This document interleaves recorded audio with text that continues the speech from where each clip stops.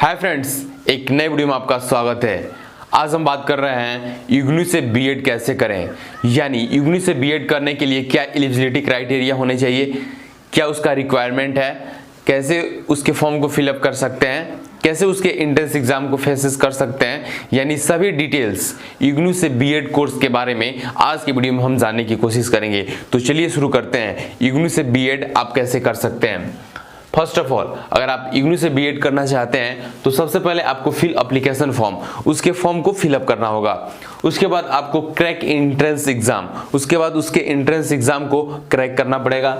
उसके बाद face interview, उसके बाद उसमें इंटरव्यू भी शेड्यूल किया जाता है, आप उसके इंटरव्यू को भी फेसेस करना होगा। देन एडमिशन, ये सभी प्रोसेस अगर आप कंप्लीट करते हैं उसके बाद मेरिट लिस्ट में अगर आपका नाम आता है तो आप इग्नू में एडमिशन ले सकते हैं, वो भी बीएड कोर्स में। उसके बाद बात करते हैं एंट्रेंस एग्जाम पैटर्न क्या है, यानी अगर आप बीएड कोर्स करना चाहते हैं वो भी इग्नू से, तो उसके सबसे पहले एंट्रेंस एग्जाम को क्रैक करना होगा। इस एग्जाम का पैटर्न क्या है, कैसे क्वेश्चन आते हैं, कितना टाइम मिलता है एंट्रेंस एग्जाम के लिए और कितने क्वेश्चन होते हैं और कितने नंबर के, ये सभी जानकारी आपको इस वीडियो में हम देने जा रहे हैं।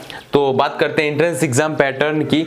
तो सबसे पहले इसका एग्जाम ऑनलाइन मोड पे होता है, यानी कंप्यूटर पे इसका एग्जाम होता है। टाइम इसका 2 घंटे का होता है, 2 घंटे आपको इसके एग्जाम के लिए दिए जाते हैं।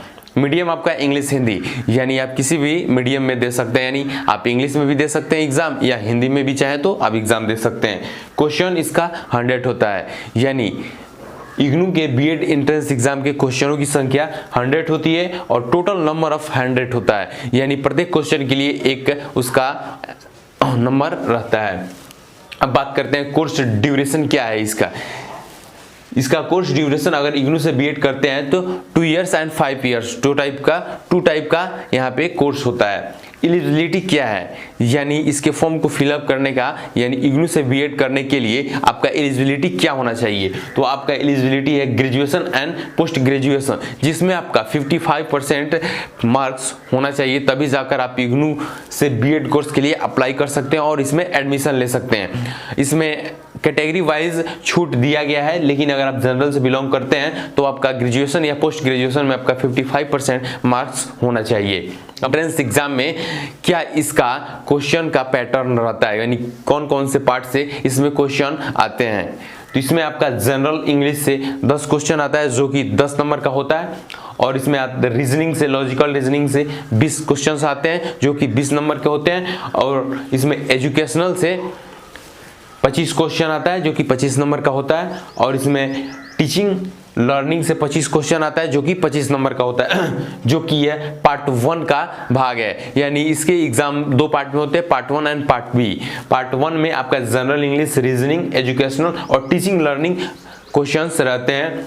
उसके बाद आता है part B, which subject you prefer, यानी जिस सब्जेक्ट में आप ग्रेजुएशन किए या पोस्ट ग्रेजुएशन किए हैं उसके क्वेश्चंस आपके 20 क्वेश्चंस रहते हैं जो कि 20 मार्क्स के रहते हैं। यानी 2 पार्ट में जो इसका एग्जाम होता है, 1 पार्ट में तो जनरल सब्जेक्ट के क्वेश्चन रहते हैं, और पार्ट बी में जो आप स्ट्रीम से ग्रेजुएशन या पोस्ट ग्रेजुएशन कंप्लीट किए हैं उस सब्जेक्ट का क्वेश्चन रहता है।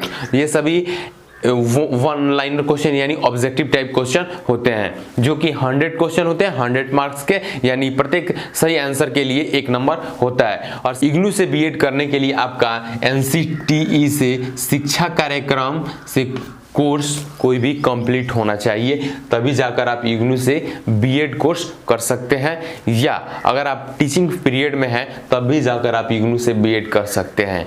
यानी एनसीटीई से मान्यता प्राप्त कोई भी कोर्स अगर आप कंप्लीट किए हैं और ग्रेजुएशन और पोस्ट ग्रेजुएशन की आपके पास डिग्री है, तभी जाकर आप इग्नू से बीएड कोर्स के लिए अप्लाई कर सकते हैं और इसमें एडमिशन लेकर इग्नू से बीएड कर सकते हैं। नॉर्मली अगर आपके पास एनसीटीई से कोई भी शिक्षा कार्यक्रम के तहत कोई भी अगर आपके पास सर्टिफिकेट नहीं है, कोई भी आप कोर्स नहीं किए हैं एनसीटीई से, तो आप इग्नू से बीएड कोर्स नहीं कर सकते हैं। तो ये जरूर ध्यान में रखें कि अगर आपके पास एनसीटीई से कोई भी शिक्षा कार्यक्रम के तहत आपके पास सर्टिफिकेट है या आपने कोई भी कोर्स किया है, तभी जाकर आप इग्नू से बीएड कोर्स के लिए अप्लाई करें और इसका बेनिफिट उठाएं।